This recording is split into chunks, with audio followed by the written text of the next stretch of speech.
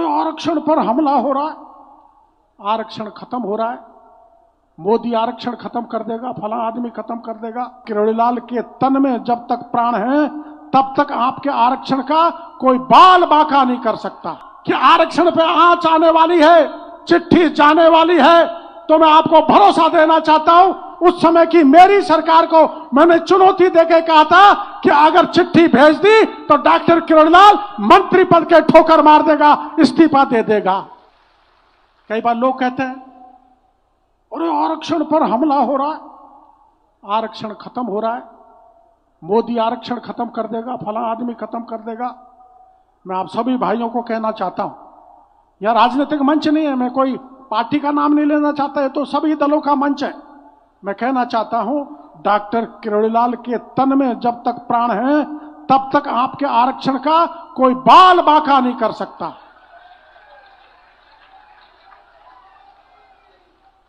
आपको पता है आरक्षण का जब आंदोलन हुआ था, 20 साल के बच्चे होंगे उनको पता नहीं है बाबा ने क्या किया था। मैं छोटा सा राजनीति में आया था, लोग भाई कहते थे, बड़ा हुआ बेटा कहते थे, बड़ा हुआ भाई, थोड़ा बड़ा हुआ काका कहने लग गया, अब सारे बाल सफेद हो गए तो बाबा कहने लग गए। अब मैं जगत बाबा हूं। मैं आपको कहना चाहता हूं कि जब आरक्षण का आंदोलन चला, बड़ी हिंसा हुई, हमारे 33 एमएलए थे और हमने कह दिया था मिलके कि कोई चिट्ठी नहीं जाएगी, हमारे आरक्षण के साथ किसी प्रकार छेड़छाड़ नहीं की जाएगी। हम 33 एमएलए थे, उसमें कुछ दाएं बाएं हो गए थे, मेरे साथ एक एमएलए रहा था। और जब लगा कि आरक्षण पे आंच आने वाली है, चिट्ठी जाने वाली है, तो मैं आपको भरोसा देना चाहता हूं, उस समय की मेरी सरकार को मैंने चुनौती देके कहा था कि अगर चिट्ठी भेज दी तो डॉक्टर किरोड़ीलाल मंत्री पद के ठोकर मार देगा, इस्तीफा दे देगा। मैंने इस्तीफा दे दिया, चिट्ठी रुक गई, रिजर्वेशन बच गया। मैंने ये उदाहरण इसलिए दिया है कि मेरे लिए मंत्री पद कुछ नहीं है। मेरे लिए मंत्री पद में कभी भी छोड़ दूं, यह भी ऐसा ही कह रहा है।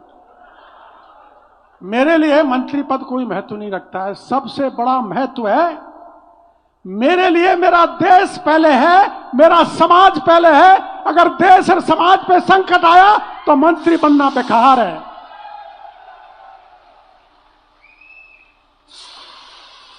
अब आपने देखा होगा मैं कृषि मंत्री हूं, वैसे तो मैं डॉक्टर हूं पेशे से, डॉक्टरों का मंत्री होता तो अच्छी तरह काम करता, लेकिन खेती पे भी काम किया है।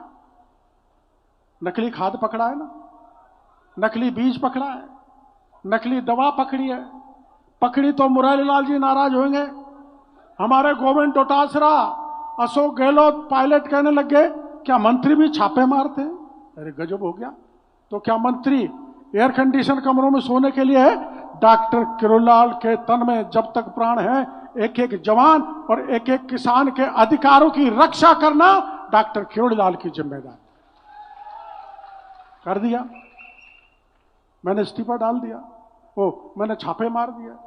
अब छापे के बाद एक मेरा मिलने वाला पकड़ा गया, कबाड़ा कर दिया। कर देते तो मैंने ही पकड़ा दिया उसको। मेरे को पता लगा कबाड़ा कर रहा है, पैसे इकट्ठे कर रहा है, मैंने पकड़ा दिया। और देने वाला भी पकड़ा गया, लेने वाला भी पकड़ा गया। अब डोटासरा और हमारे प्रतिपक्ष के लोग कहते हैं डॉक्टर किरोड़ीलाल जिम्मेदार है। अरे डोटासरा जी, आपने तो पिछले 5 साल में राजस्थान को लूट खाया, बच्चों को बेच खाया। आप जैसा लुटेरा कोई नहीं। मेरे पर आरोप लगाते हो। मैं समाज के बीच में, भरे समाज के बीच में कह सकता हूं डॉक्टर किरोड़ीलाल तनिक भी आपके जीवन को कलंकित नहीं होने देगा। भ्रष्टाचार से कोसों दूर रहता हूं, कोसों ही दूर रहता नहीं। भ्रष्टाचार के खिलाफ लड़ाई लड़ता हूं। कब से लड़ता हूं? जब से एमएलए बना। एमएलए 80 में लड़ा, मैं 16 वोट से हार गया। हरा दिया, हारा क्या था? नया नया था, जानता नहीं था कैसे चुनाव लड़ते हैं, गिनती में ही नहीं गया तो काउंटिंग में गड़बड़ कर दी, 16 वोट से हार गया। फिर 85 में चुनाव जीत गया। राजस्थान में कांग्रेस का राज था मेरे पास, मैं एमएलए बन गया विपक्ष का। विपक्ष की कौन सुनता है? जिसकी सरकार होती है उसकी सुनते हैं। मैं प्रसंग इसलिए सुना रहा हूं कि मैं भ्रष्टाचार के खिलाफ कब से लड़ाई लड़ रहा हूं। मैंने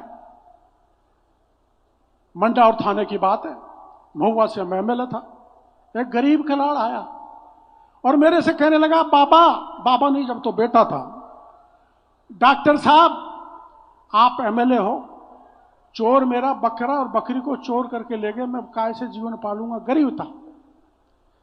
इस घटना का प्रसंग चंद्रकेतु बेनीवाल ने इस उसमें किया है, किताब जो लिखी है ना, जलती धूनी। अब नाव जलती धूनी क्यों है? एक गीत है, मेरा जीवन जलती धूनी, उड़े उड़े मेरे सपने सारे, मेरे सपने सारे धून में से उड़ गए, जैसे धूनी में मेरा जीवन मैंने तिल तिल जला दिया हो।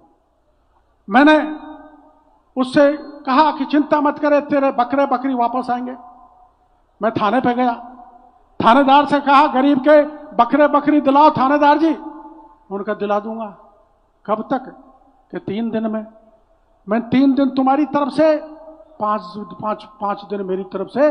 अगर गरीब के बकरा बकरी वापस नहीं दिलाए तो थाने पे झंझट होगा। क्या होगा? झंझट होगा, झंझट। मैं ऐसा ही अनाड़ी था पहले, चला गया। थानेदार दूसरे ही दिन बकरे बकरी को ले आया। पर किया क्या, आपको भरोसा नहीं होगा, पूरे थाने ने बकरा तो काट के खा गए और बकरी चोर को पकड़ा दी। ऐसा होता है क्या? लेकिन हो गया। वो गरीब मेरे पास आया और उसने कहा, महाराज वो तो बकरा को खा गए और बकरी चोर को पकड़ा दी। मैंने कहा चलो मैं चलता हूं। ऐसे कैसे कर दिया? मैं थानेदार के पास गया थाने में और मैंने कहा, थानेदार जी ये बकरा तुम काट के खा गए, मैं डॉक्टर चीर के बकरे को निकालूंगा, इसका पूरा पैसा दो, हिसाब दो, जब तक इस गरीब को पैसा नहीं मिलेगा। उनका 3 घंटे का समय दिया। हम 3 घंटे बाद, सुन लो भाइयों, 3 घंटे बाद थाने पे पहुंचे। रात के 11 बज गए थे। पुलिस के थाने की तरफ से हम पे गोली चलाना चालू कर दिया। साए साए गोली जाए। हम 6 लोग थे, लेकिन हमने पीठ नहीं की। हमने तय किया, अगर दौड़ के वापस पीठ दिखा दी और पीठ में गोली लग गई, मर गए, तो गरीब के साथ धोखा होगा। गोली खानी है तो सीने में खानी है और गरीब को न्याय दिलाना है।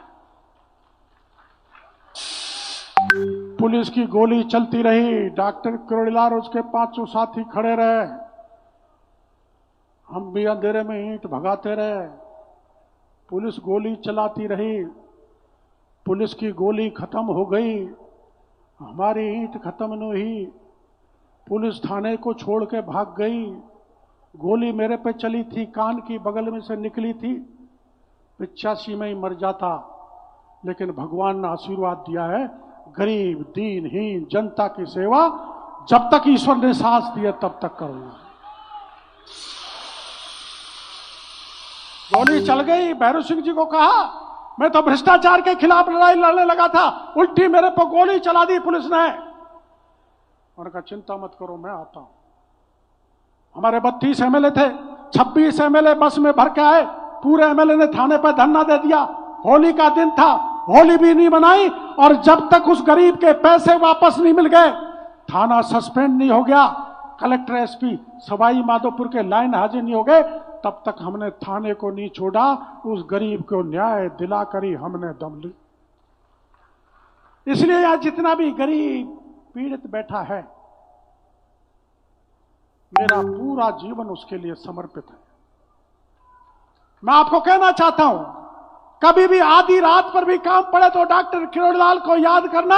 आपकी सेवा में वैसे ही तैयार मिलेगा जैसे राम सिंह कलाल की सेवा के लिए मंडा और थाने पर गोली खाने के लिए चला गया था।